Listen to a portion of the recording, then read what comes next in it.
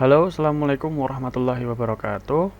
Alhamdulillah, hari ini saya akan berbagi trik ya, trik and tips untuk beberapa dokumen yang mungkin bisa kita bagikan ke uh, web atau ke media sosial atau ke manapun agar tetap terjaga. Karena kalau kita membuat dokumen, kalau misalnya dokumen tersebut itu sudah susah-susah kita bikin, tapi ternyata di tempat lain ada orang yang tidak bertanggung jawab untuk copy, paste, bahkan mengubah isi dari dokumen yang kita buat. Baik, yang pertama, di sini saya ada dua dokumen ya. Saya coba dulu yang PDF. Di sini kebetulan saya menggunakan aplikasi Nitro PDF. Nah, di sini ada apa bagian yang saya blok mengenai dengan identitas diri dari si pembuat dokumen ini. Nah, ketika kita menginstal PDF Nitro atau Adobe Reader atau Foxit Reader itu insya Allah ya, sepengalaman saya dulu pernah ada yang namanya Protect. Nah, di sini ada bagian Protect. Di bagian Protect itu ada bagian yang dinamakan sebagai password security. Nah, di bagian password security ini kita berhak untuk memberikan password pada PDF kita agar tidak mudah dibuka oleh orang lain.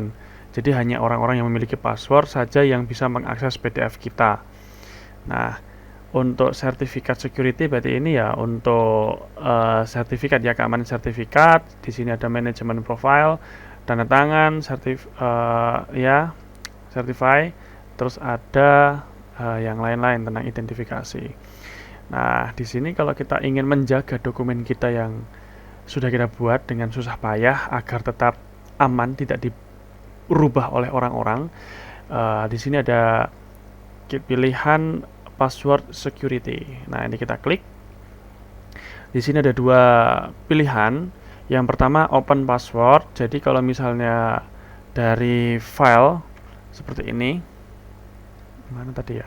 Ah, ini dari dokumen seperti ini, kita akan pilih atau kita akan buka itu harus input password. Nah, jadi kita klik saja require a password to open the document.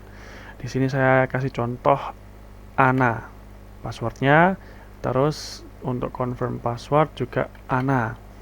Nah, ketika kita sudah selesai, kita bisa klik finish. Itu untuk pilihan yang pertama. Lalu untuk pilihan yang kedua adalah permission atau izin ya.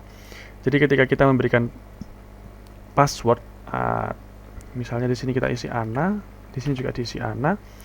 Lalu di sini kita berikan orang yang bisa masuk ke PDF kita ini akses untuk mengeprint atau merubah bagian yang dikehendaki. Misalnya di sini kita bisa memilih bagian-bagian yang bisa mereka rubah. Nah, ini ketika kerja tim ya biasa digunakan ya, tapi kalau untuk pribadi saya sarankan ini aja sih. Require a password to open the document. Ketika sudah selesai, kita klik saja finish. Nah, ini otomatis akan terkunci.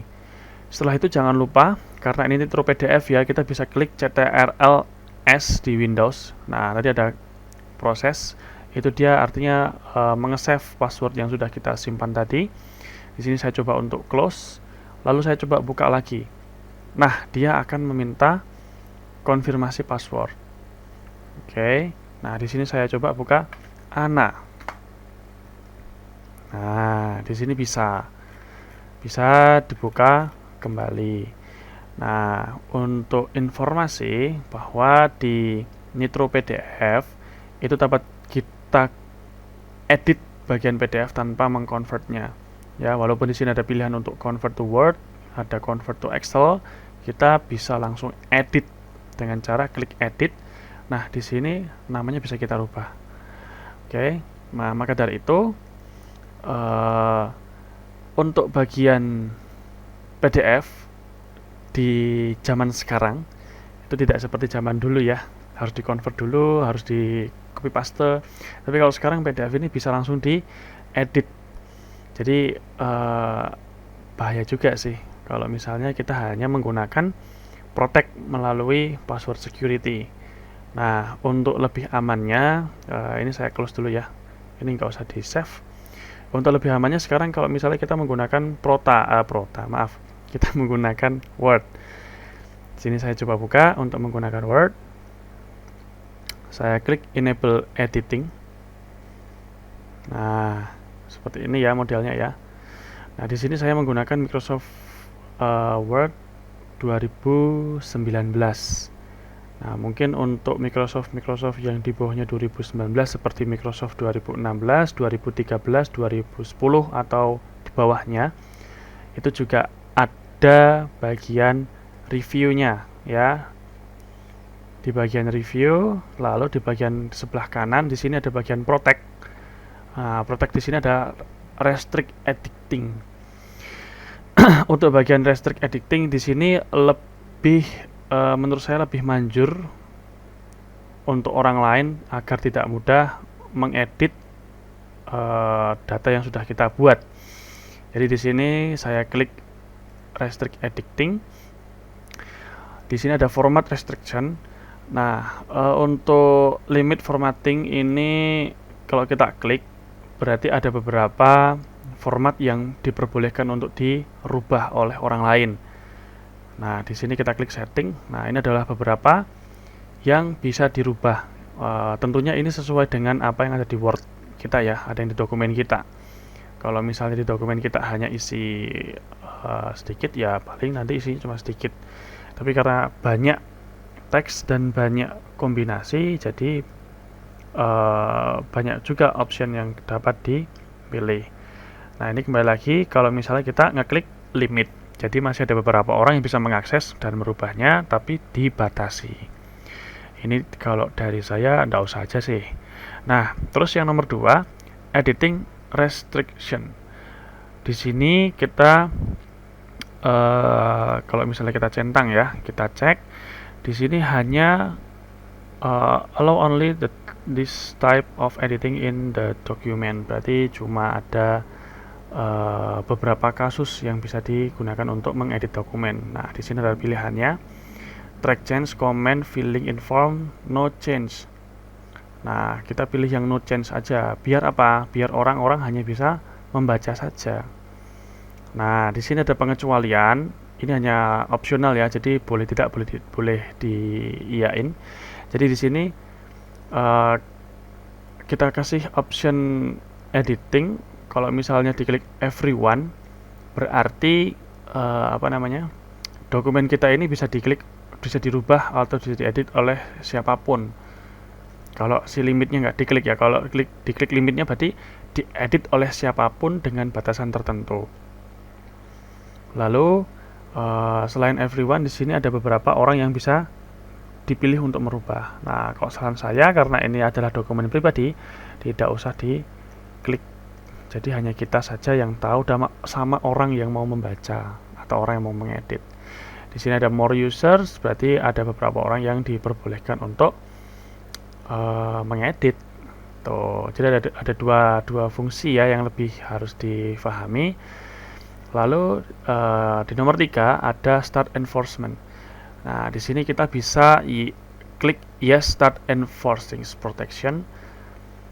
Lalu kita masukkan passwordnya. Di sini saya ambil password sama apa tadi ya, Ana. Oke, kalau sudah kita klik enter atau klik OK di sini bisa. Nah, selanjutnya di sini ada option find next region I can edit. Jadi kalau kita klik di sini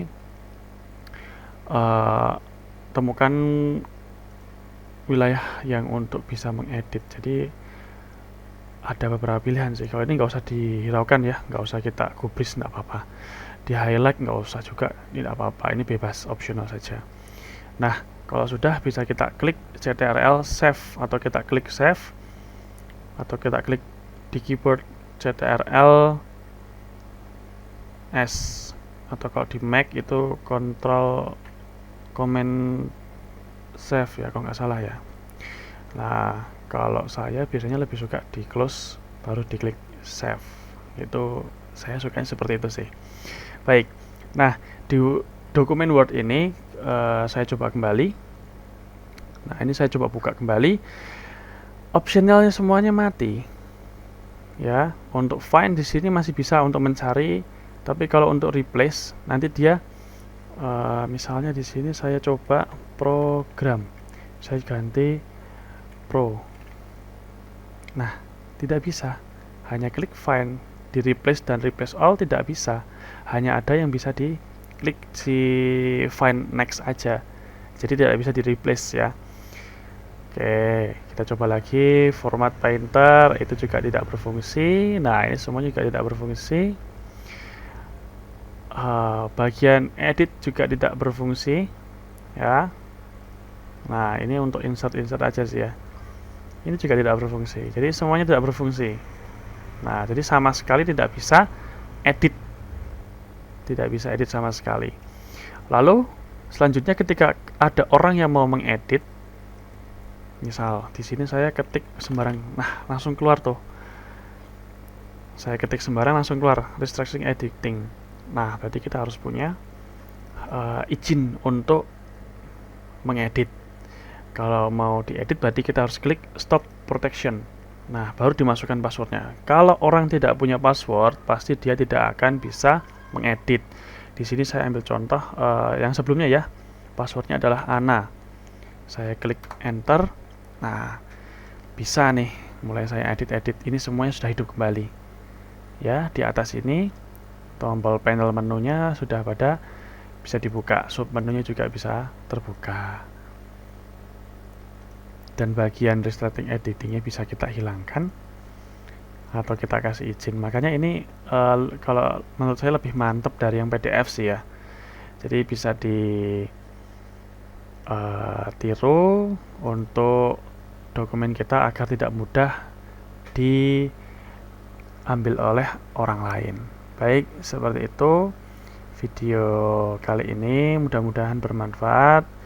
Kurang dan lebihnya saya mohon maaf. Assalamualaikum warahmatullahi wabarakatuh.